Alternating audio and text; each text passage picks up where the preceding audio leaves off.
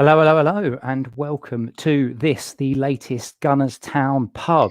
Hopefully you are in your virtual pub and probably drowning your sorrows, to be honest with you, like I am, and the good man Gav at She War. Gav, how you doing? Yeah. It's Wh- just no. I mean, what do you say? Go on. I mean, what we Yeah. got? I mean, what are we going to say here, mate? Well, we got 30 minutes, or it feels like we could probably do it in 10 at the moment, but I'm sure you and I can share a virtual beverage together. I'm on the hop house tonight. What are you drinking? Hop house or yeah, just the Fosters, just the usual indoors beer. Indoors beer, I like it. That sound that you're listening to is I went panic mode into lockdown and basically bought this thing, which was like a virtual pour your own beer thing, which has got something to do with sound Oh, waves that nice. makes it taste all frothy. So I'm on Hop House in the Ooh. virtual pub tonight, Ooh. definitely drowning my sorrows because I've just watched a turgid 95, 96 odd minutes of football. Mm. Leeds 0, Arsenal 0. Ultimately, we could probably be pleased that we've picked up a draw, to be honest with you, because the second we'll get to the sending off. Let's start from this chronologically, Gav, but we'll get to the sending off in a minute. But ultimately, 0-0, you've got to take it, haven't you, after Pepe, the silly boy? Yeah. It. A lot of people were worried about the game anyway, and the fact that I mean the stats kind of line up for it. I think Leeds had something like 24 shots on goal, be it most of them were wild shots from outside the box. But then I made a couple of saves. The woodwork was hit, 3 times, wasn't it? Something like that, yeah. I mean, And we played the last God knows how many with 10 men. So you've got to take the draw, as disappointing as it is. But it's the performance, Chris. It was the performance today, literally across the board by everyone. It wasn't great, was it? I mean, it's a difficult one because I don't know about you, mate, but like in my head, the Pepe sending off is going to colour the ultimate feelings about the game. But if we're completely honest, like we Did it make any difference with him on the pitch or off the we, pitch? we were just shocking. We were just Yeah. shocking like that first half. Let's start with the first half and start with formations. Actually, what did you think with the lineup when that got announced? Because everyone always has a bit of a meltdown, don't they, when the lineup comes out? But That was what did you reckon? that was the weird one, right? Because normally the lineup comes out and the WhatsApp goes ping ping ping, and everyone's having and Twitter goes ping ping ping, and everyone's having a moan up. But I think everyone was relatively happy with the lineup, happy with the fact that we're going forward at the back, happy that Bang Yang's going down the middle. It was basically that what everybody's been asking us to do.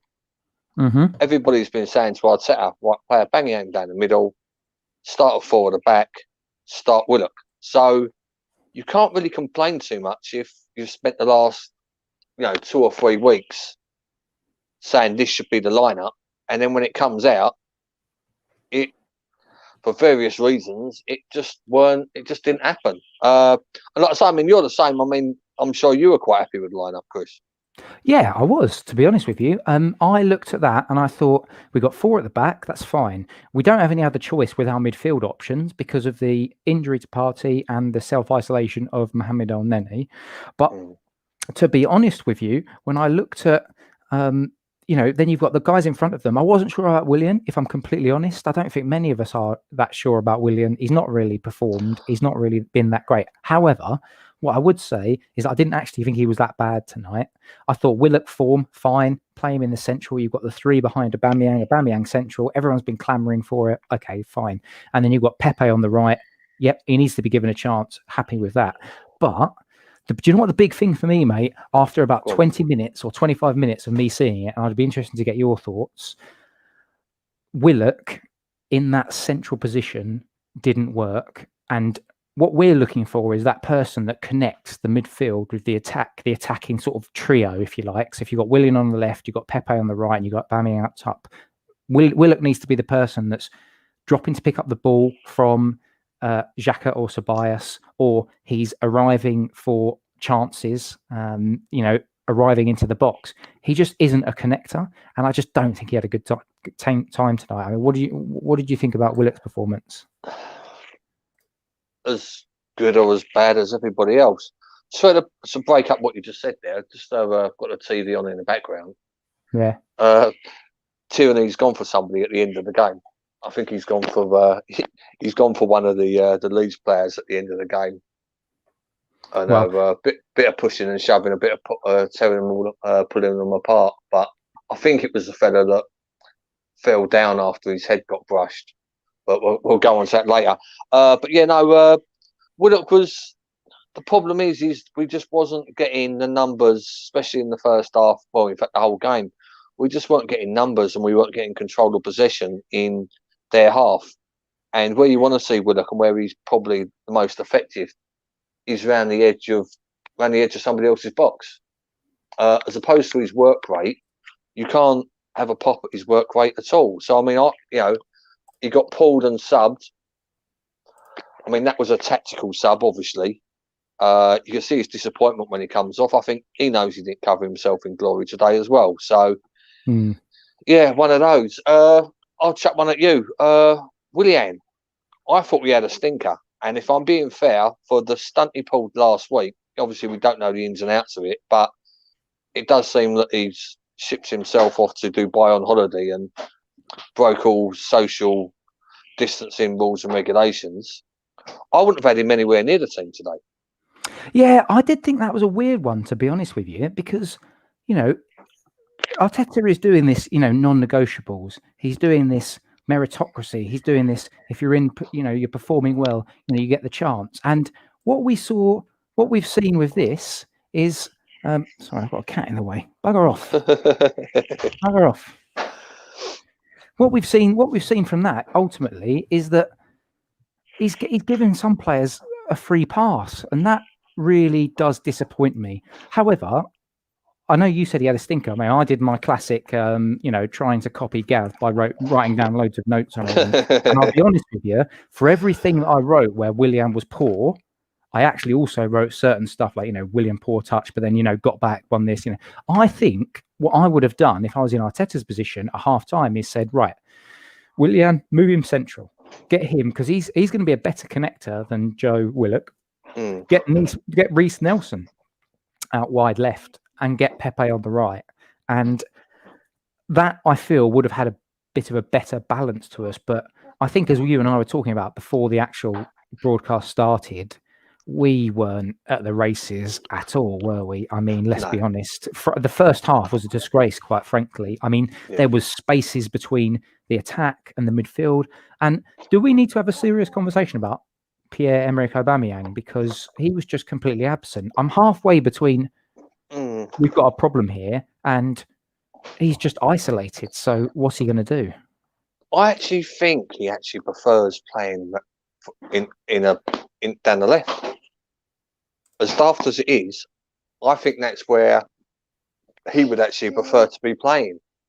But I mean, obviously, from what we saw from Saka's cameo, that's where we want Saka.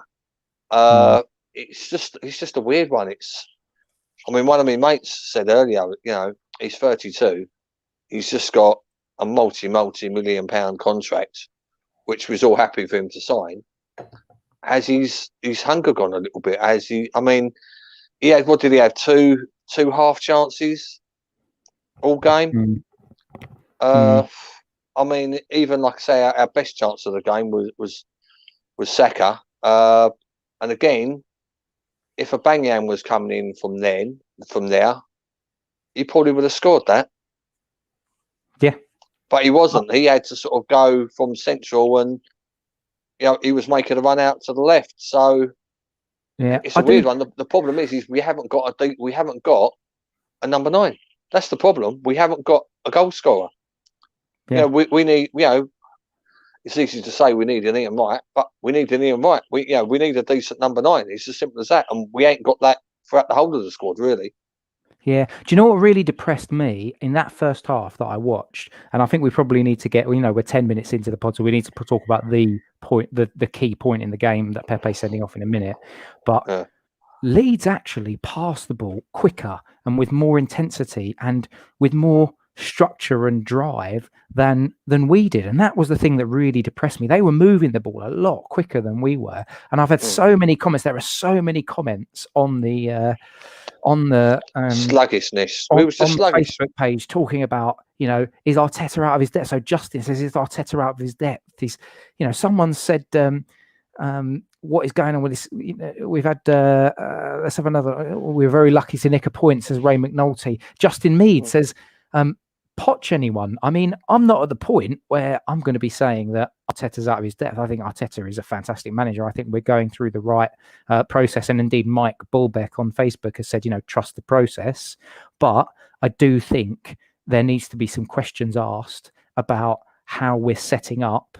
And I'm not sure whether that's how much of that's Arteta and how much of that is the tools that he's got at his disposal, because someone else also said on the Facebook page that we've got to a point where the international window almost came at a wrong point from us. And if you think about the fact that we've lost Partey, El Neni, Saka's played a ridiculous number of minutes, which has then impacted the fact that we can't play him, or we've given him 20 minutes, and he was really good in the second half, and he's come off injured, so it will be missing him now for a while. I just think that it's a little bit unfortunate. I think blaming Arteta for this one and the way that he set up, I don't think he got the setup wrong. Maybe one or two players were wrong, like the likes of Willock playing centrally. I think Willock's had his shot. I like to think Arteta said, "All right, mate, you've had a couple of good games in the Europa. Let's see what you can do." Which is fair. He had to do it. But again, if he doesn't play Willock again the next game, it's almost sort of putting him back another 2 or 3 steps. And he's not going to get better, and he's not going to improve. And we know what he's got in his locker, but he ain't going to improve if he's getting tugged every, play one game and then, next time we see him will be in the Europa. He's not going to sort of learn or benefit from that. And at the end of the day, it was Leeds away, which, despite our Sky saying about the stats and this, that, and the other, it's always a hard place to go. We've always had problems and issues going up there. It's always been tough, tight games. And Leeds, it was just a well-balanced, well-drilled Leeds team who I wouldn't have thought had too many players off on international duty. They didn't. So I actually did a blog about this earlier on in the week, and I looked at it. Leeds had 7 off on international duty, didn't all play the whole time. We had 12 or 13, but I think 8 of players that you would have thought would have started for Arsenal were putting in lots of minutes on the international duty, and then we've got the injuries as well. I don't want to seem like I'm making excuses here, but it does feel like we were sluggish though, mate, weren't we? We were sluggish. We were sluggish and slow the whole game. Do you know what I mean? Bellerin, I think Bellerin, he just played the one game for Spain, didn't he? I think so, yeah. He was quite lively all game. Tierney was quite lively all game. You can't really blame Holding or Gabriel either. And Leno pulled off a couple of good saves. It's not down to the back 5 at all. They done their job. They kept a clean sheet. It was just the other muppets on the pitch who just weren't connecting. And I think when you start Pepe and Willian, you're either going to get. I don't think we're ever going to get both of them perform in the same game. No. So I just don't think we're going to get a top class performance out of both of them in the same game ever. So when you start both of them, you've got a chance that one of them might, or both of them won't. And today was both of them won't. Yeah. Do you know what I mean? I'll tell you what. Because we haven't. We've been talking for 14 minutes and we haven't discussed the red card yet. Yeah, let's do that. I was just going to say. You go first, mate. So, Alioski, I think it was the Leeds player. He's had a little bit of. I think Pepe has absolutely just been suckered into it, hasn't he? Let's be honest, because Alioski he's had a little. Sky showed it beforehand. He's had a few digs. He's chipped away at him a little bit, and Pepe has. He's bitten. Let's be honest. He's just bitten. So that's it. But it was stupidity. I don't think you're going to get a single Arsenal fan right now or tomorrow, whenever it is, that isn't going to say stupidity. And you know what really worries me? We were all clamouring, or a lot of us were clamouring for Pepe instead of Willian on the right hand side, and we got Pepe on the right hand side today. Happy with that. fine. This was his game. I was so disappointed because this was his game to show. And in the first half, he's flashed a shot wide. He wasn't really on it that much, but none of them were on it that much, if I'm completely honest. And I thought that second half, I thought, go on, let's have it now. Let's see. Come on, Pepe, step up and do it. And he's essentially just completely rewritten the narrative in a completely wrong way of this game. On 51 minutes, he gets himself sent off. No excuses. And I have to wonder, I really do have to wonder, and I'd love people on Facebook that are watching this to also give their thoughts. And I'll pass this across to you, Gav, now. Like, is this actually now, like, where next, like, for Pepe? Like, I've seen some people on Twitter saying, well, his Arsenal career could be hanging on the brink here because he wasn't playing or in the team much. He's been given the chance now. He's now going to miss Wolves, Tottenham, and I think Southampton as well. Is he going to end up being one of our Europa League players? And for £72 million, you can't have that. No. I mean, like I say, on the, I'd say I wouldn't want to call that a headbutt. Do you know what I mean? The Leeds player. Oh, he's made a meal of it. Of course he has. It made a complete and utter meal of it. I mean, him heading the ball would have caused more impact than that. Yeah, of course. That's like touching of heads. It's so I mean, for a player to do that, I think I don't like that side of things. Man up, mate. I mean, he just touched your head. Hold your head, point it out to the ref or whatever, but don't roll about on the floor. And he was down there for a good while as well. I mean, that's absolutely ridiculous. He should feel completely disgusted with himself. That's not even professionalism. That's just rolling about like a big girl's blouse. Yeah, right? I get what you're saying, Gav, but you shouldn't do. You should no. Let's be honest. That if someone done that to you, you wouldn't start rolling about on the floor. Because if that was a row, the minute you're rolling about on the floor, you're going to get a boot in the face as well. So, that was not enough to send him on the floor holding his head and screaming like a girl. Sorry for any. No disrespect to any girls listening, but it wasn't. Do you know what I mean? He should not have gone down. If he'd hold his head, waved at the ref or shouted at the ref or whatever, then it's a red card. It's a red card. It's a red card. But the way he went down with the theatrics, it just pisses me off. I get what you're saying, mate, and I agree with you, but it's so ridiculous. The football these days is so ridiculous that it's the only way that you basically can get a player sent off. Because I mean, you think about what happened with us with Mane. Mane's basically just fisted Kieran Tierney in the face and got nothing. Yeah, exactly. Fisted him right in the face, and he didn't love it. I can tell you that much. And nothing. And yet, the only way you can then do it is to basically, if that was a Leeds player, I'm gonna cheese you off here, mate. But if that was a Leeds player doing it to an Arsenal player, I'd want an Arsenal player to go down because getting the advantage, but also it's the only way. The rules in this country, or actually the rules generally, are just ridiculous. And he's touched heads with him. If you do that in a pub, then all that happens is your mates break it up, and you say, right, you go over to that side of the bar, you go to that side of the bar, have yourself a pint each, and chill the F out. That's all that happens. You don't fall to the floor, because if you fall to the floor, they'll be like, what are you doing, you idiot?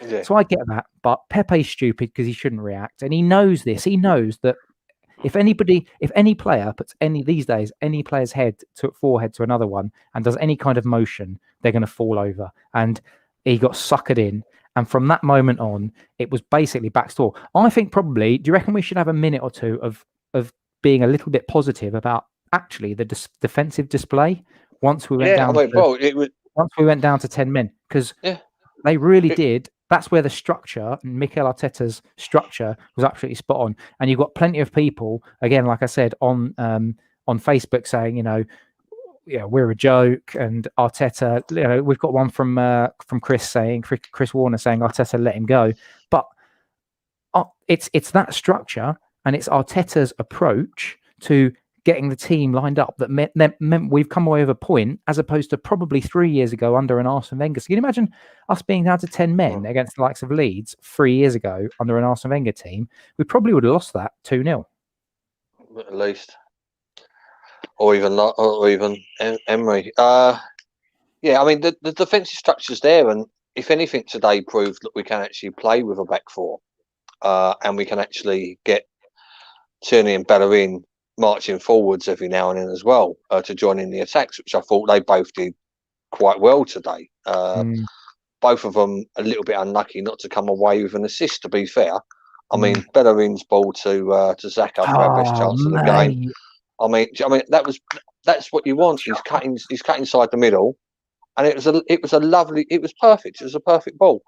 And like I say, Tierney had a couple of crosses that got blocked, got a couple of corners out of it as well. And you can't really. Oh, don't. I'm still giggling. I know it's daft. I'm 48, but when Gab got it in the old families, I think it must have been around the 85th minute. He's gone to sort of chest it, and the ball's dipped a little bit. It's the same time that Saka went off injured. Yeah, and he's got the ball right in the families, and you can't help but giggle when that happens. But I mean, he had that, and he had one where he come at an awkward height, and he didn't know whether to sort of kick it or chest it, and he ended up sort of fumbling it to the Leeds fella, and then they made a save from the shot. But I mean, Holding didn't really put a foot wrong, really. So you've got to think that back five, that back four, and the keeper was pretty solid today, especially when you think 24 shots, and the woodwork saved us a couple of times, but they didn't really have any clear cut chances, did they? No, well, I mean, they hit the post. Bamford's header off the post, which again, Holding a little bit sluggish on, but you're under the cosh, so I'm not going to. It didn't go in, so ultimately, you're not really pushing, and you're not really saying, whose fault is this here? So you've got Bamford off the post. Rodrigo hit the bar. We rode our luck. We have to say, we rode. Our of course, luck. we did. Actually, yeah. You know what? It's about time that we had a little bit of luck with something like this. I mean, that Leicester game. Leicester essentially just sat in and then just hit us on the sucker punch counter. So from my perspective, I was sitting there.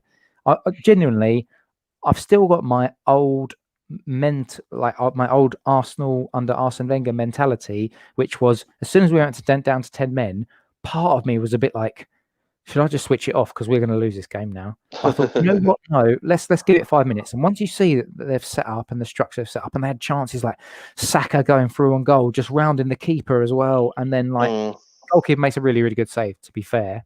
But as I said, the Pepe sending off has essentially coloured this game because we were terrible in the first half, but in the second half, it just became, as soon as we went down to 10 men, it became right, let's see what chances we can get on the counter. I don't think that. We was trying to sucker them forwards. I mean, there's at least 3 or 4 occasions where the Leeds centre back, and we just dropped off him. Everyone just dropped off the Leeds centre back as he was coming forwards with the ball, as if to say, right, come on, you come up further up the pitch. So I mean, we were, the plan was there to try and suck them in, and on another day that would have worked. Yeah, do you know what I mean, on another day that would have worked. So it's not completely all doom and gloom, but and the other one is once Pepe and I think I might just call him that Chelsea fella was off the pitch. We actually looked, even though we was down to 10 men, we actually looked a little bit better. So, I mean, like I say, I just don't understand. I don't understand Willian. I think unfortunately, it was just too good a deal to get him on a free. I think that was the only thing. But, I mean, you can tell with Arteta's mindset. I think Arteta's mindset is changing. I mean, you look, Reece Nelson was on the bench and then he got on, and he looked like he wanted to be progressive when he got on as well. I thought Reece Nelson did all right, I have to say. I thought he had a good game. Yeah, some of his set pieces, I think, leave a little bit to be desired. But 2 shocking ones. And sorry to interrupt, like that's the thing that really frustrates actually. So Nelson with the ball at his feet driving, I thought did all right. But Reece Nelson, when you're down to 10 men, you're only going to get sporadic chances in a game. Oh mate, when we hit the front man every single time with balls like that, I feel like saying, did we or did we not hire a set piece specialist? And I will take the job right now because I'll walk into training on Monday morning, say, lads, let's try something new. Don't hit the front man. Don't hit the first hit the back man. post. Just just try and hit the back post each time. The amount of times we can't even. It's not hard. It's really not hard to whip a ball in. It should be hard for them. First man's header. No, it should be hard for them at all. Do you know what I mean? But it's whether or not Arteta's aiming for the way he surrounds the goalie. He wants the ball to just get over the front man. So, he's not necessarily aiming for the back post. He's not aiming for the 6-yard box. He wants the ball right in front of the keeper's face, and he wants a bit of chaos, which I can appreciate. But it's not giving a lot of error of margin for that. Do you know what I mean? Yeah. It's really got to be on a sixpence, and these players are not technically good enough to do that. And that's some of the problem with Arteta. He's gone from training with one of the most expensive squads ever enabled or ever put together in any sporting team or club in the whole world to dealing with the mess that we're in. But like I say, going back to it, I just didn't get my point out because we went off track. I think that Pepe and Willian's days are numbered by the fact that he has got, he does want to integrate Reece Nelson. He does want to integrate Willock. I think he can see the hunger in the young kids that perhaps he's not getting from the senior pros who are on the big money and with the big transfer fees. Well, that was what I was just going to ask you. So, out of today, we've got mould growing on Thursday. We've got Wolves next weekend. Then we go Spurs the weekend after, and we'll have a European game in between that. What players? I'm thinking mainly the Wolves game and the Spurs game because they'll be the ones where you'd expect to see the first teamers. What players from today do you think have done enough to essentially get themselves a shot in for that Wolves game? Is there any ones that you just say, yeah, give them a go? Or what of who was on the pitch today? Yeah, exactly. The whole the team. Right, shall we do this together then? Yeah, go on then. Right. Start. I mean, Leno's an obvious one, isn't it? So you go next. Okay, so say we're going to go with a back four again, right? Yep. Then you've pretty much got to say the only choice is going to be between Louise and Holding. Holding didn't really do much wrong, I didn't think. No, exactly. But like I say, Louise is Louise. It's a big game. You would have expected, he probably would have played today if it wasn't for his baby. Him having a little girl. Congratulations, David Luiz. Yeah, bless him. Anyways, right, the midfield, you would have thought. I mean, see, this is the thing. Xhaka, a bit frustrating at times today, I thought.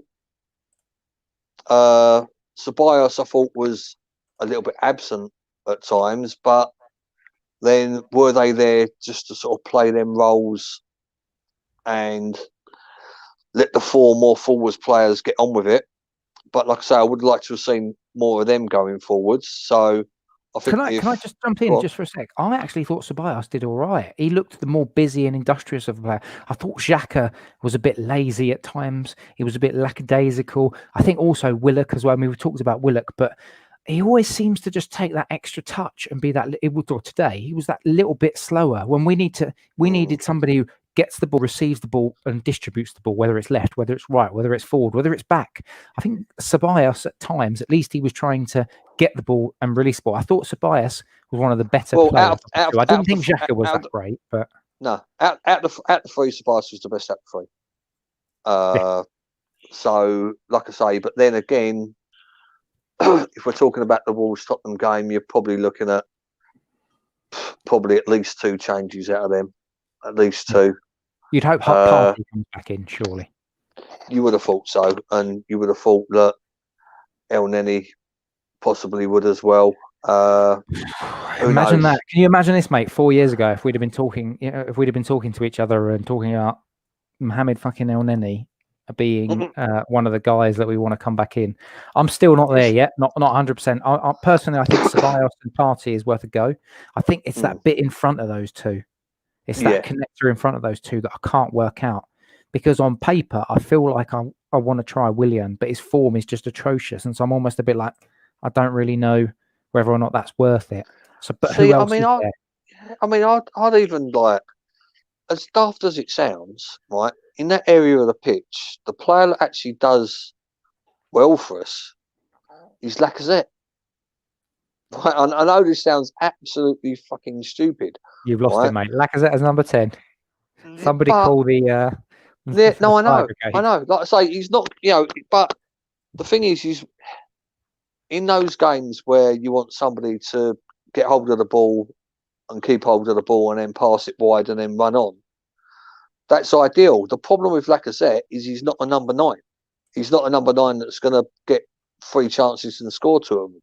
Yeah. So, in the want of the fact we've got nobody else better, and obviously, I mean, I think it's miles too early for somebody like Smith Rowe, but I would expect him to get a run out in the Europa in that role as well. So we'll see what he's about. But obviously, he's still coming back from what was quite a serious injury last year as well. And then we've got, like I say, it's just the same old conundrum.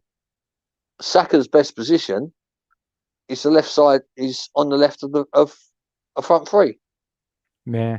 So, and he can do the defensive job, and he can cover back, and he can cut inside, and he can get the ball over, and he knows where the goal is.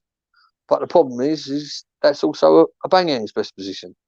So yeah, we're literally just sort of compromise. We're compromising, and then It's on the right, balance, isn't it? This is the problem. We've basically had 3 or 4, maybe even 5 years of building squads that are just imbalanced, and we are now at the point where we know where the problems are. We don't have a connector between attack and midfield, so we know that problem. But because of the COVID situation, and because obviously it's transfer windows and stuff like that, we can't correct that problem. And also, we've got such a bloated squad.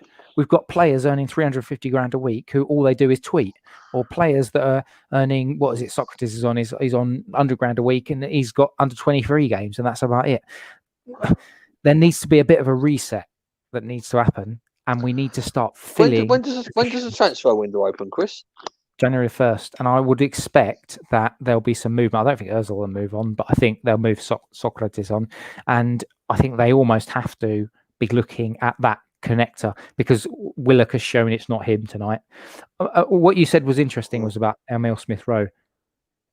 If Willock can have 2 or 3 good games in the Europa League and then get a shout in the Premier League, why not, if he's fit, let's try and do the same with Smith-Rowe. I appreciate he's not ready just yet. Let's give him a go on Thursday night, and then let's give him a go on, the next game and stuff like that. I think we'll see. I mean, I think we'll definitely see by. I think the Europa League game will show who's playing against Wolves, and I think if Willock's playing Thursday, I don't think he'll play again on the Sunday. No. But like I say, I mean, Smith Rowe's banging on the door. He's getting decent reviews from what I've read from the under 23 games. But again, serious injury, just coming back, young lad, you don't want to put pressure on him, blah, blah, blah. It's one of those. And I think the biggest conundrum we've got really I mean, how many, is it a 3-game ban on it for dangerous or reckless red card? Yep. He'll be up for free, I think. So he can play on Thursday, can't he? He can play in the Europa. Yeah, I think that's where he'll be now. I think I genuinely think that Nicholas Pepe. Well, he's going to play the next 2 because he can't play in the league. Yeah, so he'll be relegated to a midweek, cup player. Yeah, probably until Christmas, where the games come so thick and fast that it'll be forced into playing some games. And I think we're essentially we're on the 22nd of November right now. It wouldn't surprise me if we don't see Nicholas Pepe starting in the Premier League until over the Christmas period. So that's a month from now, easily. No, it would surprise me either. Them, so. But the problem is we've got that Chelsea fella or Reece Nelson. That's the problem. I mean, it's not like the only other option that you've got really is chuck Saka down there. Chuck Saka down the right. But this is the problem. We don't know how long he's injured for. Thank you very much, Gareth Southgate. I mean, we need to wrap up today's podcast, but thank you very much, Gareth Southgate, by the way, for absolutely running him into the ground. I make no bones about my utter disdain for international football, but it's all very well saying Arsenal have been overusing Saka, but we pay him. We pay his wages. England, they grab players, or no, international, not England, international teams. They grab players, they chew them up, they spit them back to the clubs and say, there you go, deal with it. It's an absolute joke. And I detest international football for so many reasons. And this is another reason, because it wouldn't surprise me if we now learn that we've got Saka out. So right now, as it stands, we could have Saka out. We've got Partey is out right now. Hopefully he'll be back soon. El Neni is out because he's self-isolating. Because of international football. Kolasinac out because of he's self-isolating. This is exactly international, all because of international football. This is an utter joke. I don't get it. I don't get it, mate. Especially like I say, how the world is at the moment with COVID and all that. I don't understand why they're encouraging people to fly. If I was in charge of any country, I would be saying the only flights in and out are freight flights only. I can't understand any reason with modern technology why anybody would need to get on a plane to visit another country at the moment. Obviously, I will feel for anybody who's got family issues or bereavements, etc. They want to go overseas to sort out and handle affairs for, etc. Right? But I see no reason whatsoever in this current climate for anybody to be flying anywhere out of their country. I just don't. I don't get it. I honestly don't get it. And the fact that you have an England squad that's playing in 2 different countries in a week, and ridiculous. Why Southgate thought that Saka is the only person with a left foot. I mean, why didn't he play Maitland-Niles down the left? Maitland-Niles can play down the left. Do you know what I mean? I just don't get it. I thought it was pure selfishness and stupidity by Southgate. Even Arteta isn't playing Saka 180 minutes in a week. No. He's not playing him two games, 90 minutes on a trot. He's not doing it. Right? So he goes away, he plays all those minutes for England, comes back. Arteta knows he's knackered. He knows the only reason he's on the bench was to hopefully get the last 30 minutes. And then yeah. I mean, hopefully, I haven't seen anything. Hopefully it's a dead leg. That's what I'm hoping for. Let's cross our fingers. Yeah. Have you seen the size of his legs, by the way? Have you seen the size of Saka's legs? They're like tree trunks, mate. They're like 2 of mine. They're massive. Because he don't look that big, does he? Chicken legs. I think we should probably end this statement about your chicken legs. But mate, once again, it's been absolutely amazing talking to you, as always. Not been the result we wanted. I think there are mitigating circumstances because of the injuries, because of the self-isolation, but there are also issues. We all know the issues. The hope is that Arteta also knows the issues and he needs to find some sort of magic source for it. Once again, thank you very much for joining me, as always. Yes, thank you for hosting this evening, mate. And no doubt we'll have this I reckon we're going to have the exact same conversation, right, at some point between now and Christmas. I don't doubt it. Mate, I will catch you next time. Thank you very much. And thank you very much to everyone else that's been listening to this, the Gunners Town Pub. Hopefully you can join us next time. Thank you very much. Up the Arsenal. Up the Arsenal.